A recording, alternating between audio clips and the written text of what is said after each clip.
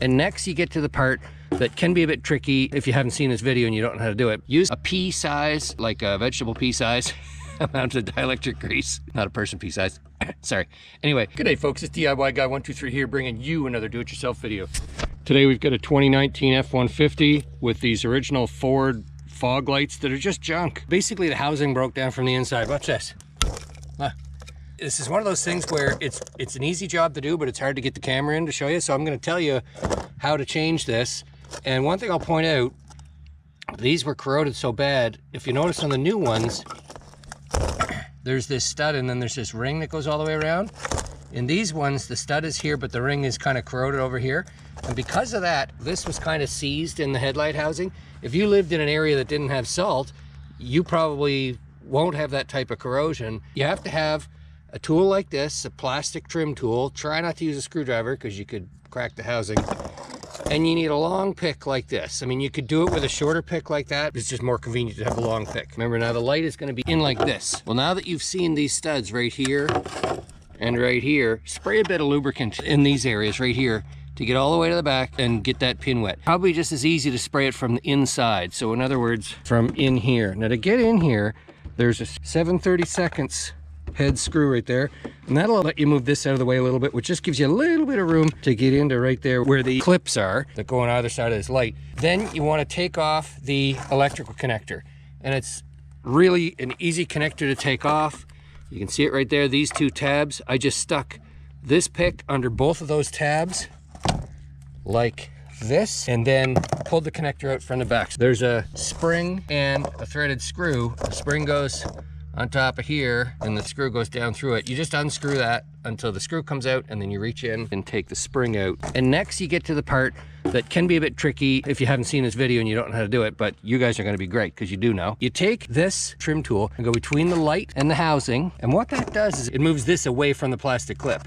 So you do that, and then you reach around from behind with your pick tool and hook that plastic clip and bend it out just a bit. So it's this plastic clip right here, and of course I'm going to be on the opposite.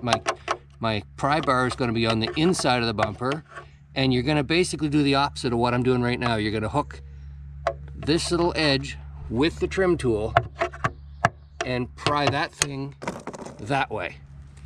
And you're going to pry it that way, and at the same time, if you had another pick, you can reach in and grab the back of the headlight housing right here and pull this forward. Now, if you release it as far as it'll go, it'll turn quite a bit like that. But if you do that, you can't get your trim tool on this side.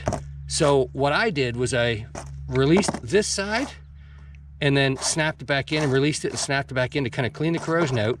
Then I released it one more time and moved it forward just a millimeter so that plastic clip wouldn't re-engage. Then over here, I could slide this in and release that side, and the whole thing came out. So a little word of caution, the kit came with new screws and springs and these little plastic things, but I've read in the reviews that these screws strip out. And in fact, these are not screws, these are little bolts. So you look at it, it's a machine thread on there, it's like a bolt thread, not a screw thread. So I used my factory screws and my factory plastic doodads. I'm going to transfer that little plastic grommet that was on my old one over to my new ones. And in order to get it out, I took a 7mm socket, pushed it on the ends that are the 4 frayed ends that are covered in grease right now, and then gave the socket a little twist to kind of collapse them even more. And then on the back side, use a thin screwdriver to pry it out. Super easy, just take your time. Grease this end and grease this end right here. Those corroded up badly on the originals. When you get it out, take a look at your electrical connector, make sure it's not corroded. If it is, use a sewing pin and just kind of scratch the connectors and get the corrosion off of there. Use a pea size, like a vegetable pea size, amount of dielectric grease, not a person pea size. Sorry. Anyway, and just smear it in those connections. And then the replacement, these replacement LED fog lights, I've read online that people say they don't work. I had to ship them back, and other people say they do. This connector can go both directions. So if it doesn't work, flip the connector over and plug it in and try it and see if it works for you. Of course, test them to make sure they work and push them back in. Now those are in the locked in tabs, and we're going to reinstall the spring and the screw. I'm going to do another video on how to align fog lights at another time. I hope this helps give you the confidence that you can do it yourself.